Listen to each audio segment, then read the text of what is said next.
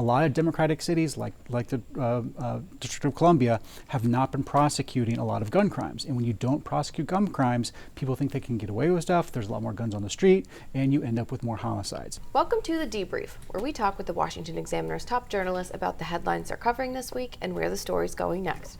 I'm Sarah Westwood, and I'm here today with commentary editor Conn Carroll. And Conn, recently the chief of police here in Washington, D.C. had a sort of novel suggestion for how to clean up violence in the city. Let's listen to what he said. Guns off the street. What we got to do, if we really want to see homicides go down, is keep bad guys with guns in jail, because when they're in jail, they can't be in community shooting people. So when people talk about what we're going to do different, or what we should do different, what we need to do different, that's the thing that we need to do different. We need to keep violent people in jail. So why do you think this was sort of such a unique and refreshing thing for people in a position of power in these cities to say, given that crime is so out of control and that seems so obvious? Well, this is all in the context of the D.C. crime bill, which the Senate rejected last week, sent it back to D.C. The council actually tried to prevent that vote because there's an overwhelming bipartisan vote against the D.C. council's measure. More than 80 senators voted against it. So they took it back, they're going to redo it. But what the problem with that bill did is it decreased sentences for a lot of crimes, including robbery, theft, etc. And so the context of the question that Chief Contee was asking there was, what is the department going to do differently to try to tackle homicides, which are up 30% so far in D.C. this year? And as he said, novel approach, lock up the bad guys, which sounds like a common sense thing, except for, ever since before George Floyd, but definitely after George Floyd, a lot of Democratic cities, like the District of Columbia, have not been prosecuting a lot of gun crimes. And when you don't prosecute gun crimes, people think they can get away with stuff. There's a lot more guns on the street, and you end up with more homicides. So Chief Contee had just a perfectly plausible point. If we want to get rid of crime, we have to arrest bad guys, and then once we arrest them, we can't just let them off and say, go back to the community. We have to put them in jail and keep them in jail so they can keep these communities safe.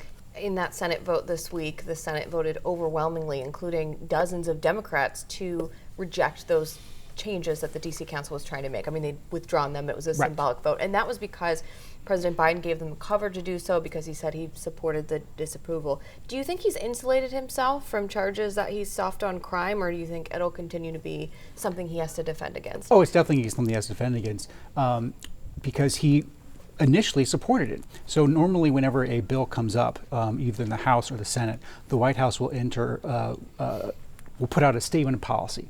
So when the House first voted on this measure to retract the D.C. bill, the White House put out a statement saying, we oppose this, we support D.C. home rule, we are going to veto this if it passes. So that was their policy. Then Biden flip-flopped on it.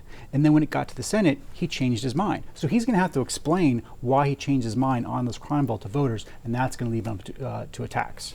Speaking of these sort of culture war issues, in Virginia, in Fairfax, the school board is pushing a sort of change to gender and same-sex education that parents don't want. Tell us about what's going on Sure. there. So for generations, as long as they've had sex education in Virginia public schools, what they do is, starting in the 4th grade and 5th grade all the way through up, is they separate boys and girls and then have their own sex-specific agenda, curriculum for them to teach.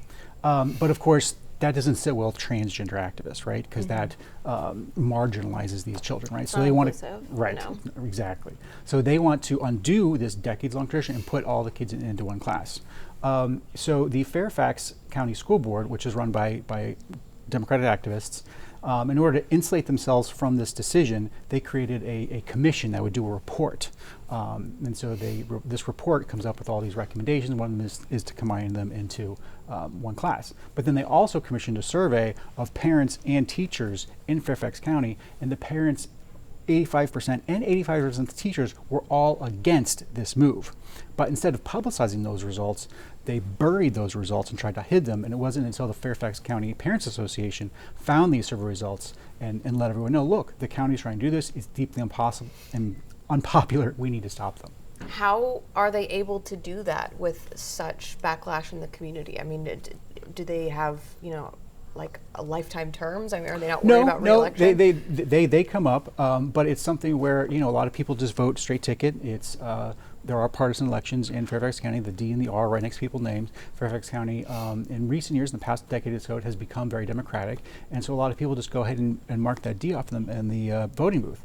But if they start pushing more of this transgender ideology into the classroom and force kids into sex education classes that they feel are not unnecessary, but they feel are bad for their kids because they don't want them in same-sex classrooms, that's going to be a problem, and people might start changing how they vote. Well, Conn, thank you so much for being here today. You can get more writing from Conn and the rest of the commentary team at washingtonexaminer.com.